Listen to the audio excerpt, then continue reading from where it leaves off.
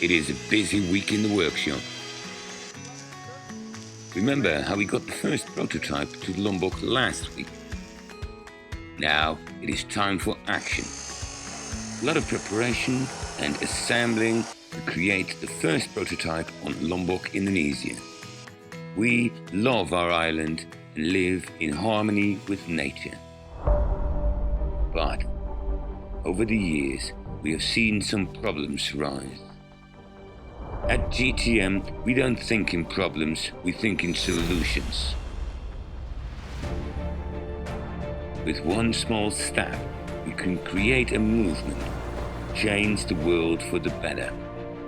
One island at a time, as we believe in a better future. Together with our community, we work to preserve nature and live in harmony.